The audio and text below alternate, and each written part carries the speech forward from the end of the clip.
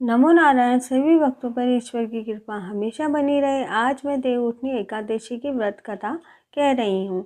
एक राजा था जिसके राज्य में सभी लोग एकादशी का व्रत रखते थे।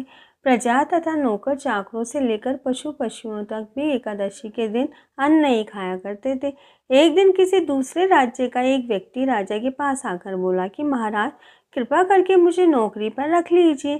तब राजा ने उसके सामने एक शर्त रखी कि किंतु रोज तुम्हें खाने को तो सब कुछ मिलेगा, पर एकादशी के दिन अन्न नहीं मिलेगा।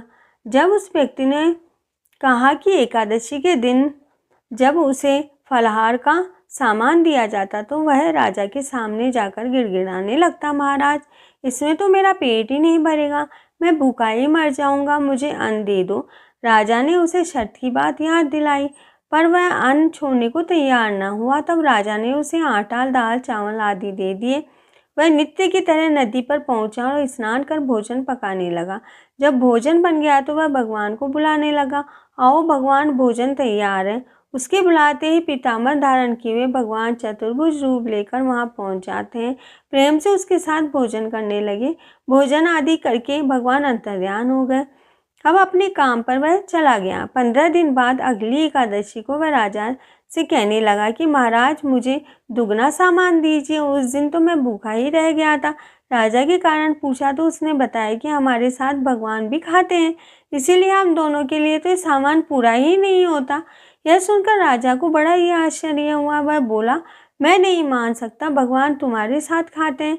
मैं इसका व्रत रखता हूँ और इतनी पूजा करता हूँ, पर भगवान मुझे कभी दर्शन नहीं देते। राजा की बात सुनकर वह बोला, महाराज, यदि विश्वास न हो तो आप मेरे साथ चलकर देख लें। राजा एक पेड़ के नीचे छिपकर बैठ गया। उस व्यक्ति ने भोजन बनाया। राजा की बात सुनकर वह बोला, महाराज, यदि विश्वास न हो तो साथ चलकर देख लो। राजा एक पेड़ के पीछे छिपकर बैठ गया। उस व्यक्ति ने भोजन बनाया तथा भगवान को शाम तक पुकारता रहा, परंतु भगवान नहीं आए। अंत में उसने कहा, भगवान, यदि आप नहीं आते हैं तो मैं नदी में कूदकर अपने प्राण त्याग दूंगा। लेकिन भगवान नहीं आए। तब वह प्राण त्यागने के उद्देश्य से नदी की तरफ बढ़ा। प्राण त्यागने का दृढ़ निश्चय करके वह भगवान वहां प्रकट हो गए और उसे रोक लिया और साथ बैठकर भोजन करने लगे। खा पीकर उसे अपने विमान में बिठाकर अपने धाम को ले गए।